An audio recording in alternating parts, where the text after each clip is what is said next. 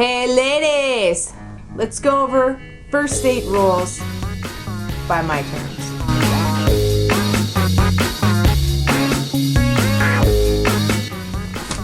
Alright guys, so I've made this extensive list on what to do on a first date. Well, actually this is more like what not to do on a first date. So just do the exact opposite of what I'm telling you and it'll be perfect. And I'm filming in my bedroom because I wanted to change. Alright, so here we go. No meeting at their house or at your house. Unless you're friends already, that causes way too much trouble because let's say like the date's gone south and then you have to drive them all the way back to their house in your car and it's like silent. So here's the idea. Here's the plan, folks. Take two separate cars and meet in a central meeting place. That'll save you a lot of time, and if you like each other, great. Take somebody's car back home for the night, whatever. One of you will get a parking ticket, one of you will get towed, but I'm sure looking back on it, you know, you'd be like, hey, it was really worth it. So meet somewhere.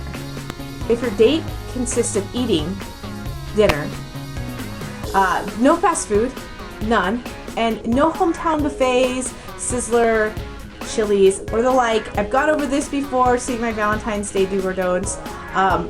Yeah, let's not do that. Also, if you're going out to dinner and you've decided you're gonna pay somehow, however you're meeting on your first date, don't take them to like the super fancy place and you're broke as hell and you order like water and a salad and like you eat the free bread on the table. No.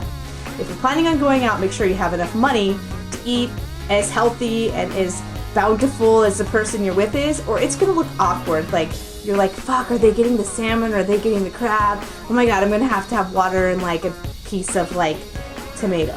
So make sure you have the money to go to where you're going so that you guys can eat, you know, accordingly and balanced. It'll make it less uncomfortable, I swear. You know your date's gone bad if the girl can't come up with conversation and she looks at you and she goes, so, do you like nuts? I'm like, nuts? She's like, yeah, like peanuts, almonds. I swear to God, you guys, this happened to me. The date was so bad, she had to ask me, do I like nuts? Not the peanuts, nuts, you know?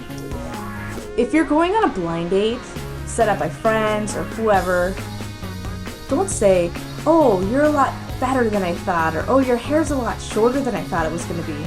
That could cause them to become very uncomfortable and probably hate you for the rest of the night, so refrain from using phrases like that, please. Not that it's happened to me. Ladies, we have talked about this a million times and I don't know why it's still happening. Internet dating. Why are you still on Match.com? What is going on? We need to have like an NOD, like AA, no internet dating like meetings for people, and you'll get sponsors and like they're gonna like check you to make sure you're not posting on Craigslist or anywhere else. Like, haven't we already learned that internet dating is just nothing but a disaster waiting to happen? When you do internet date and you decide you're going to meet them for this disastrous relationship that you're setting yourself up for, don't say, you don't look like your picture. Because you know like internet people like take their picture like this and like at these weird angles that like cut off their double chin or like make them like 20 feet taller than they actually are. That's where internet dating gets dangerous. Don't do it!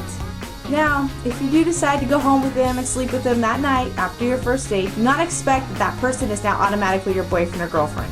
It's not going to happen. That's just going to make you look like a cheap and easy whore.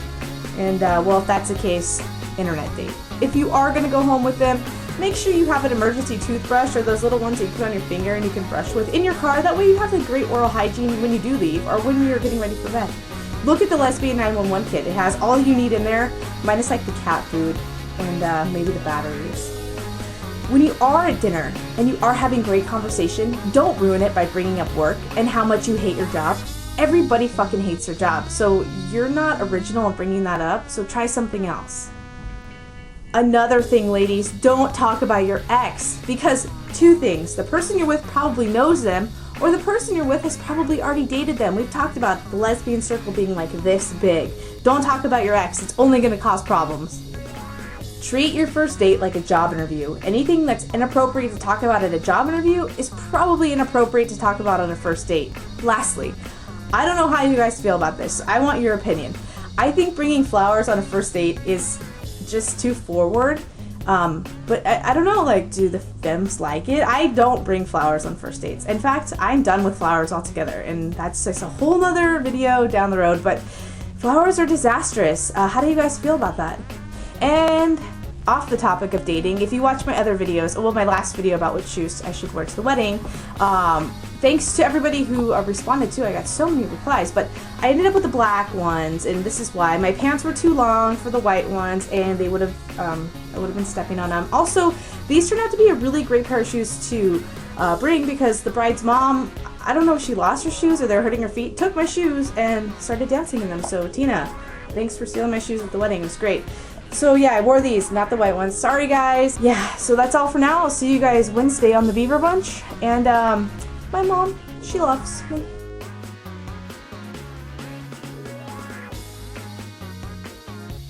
See you guys.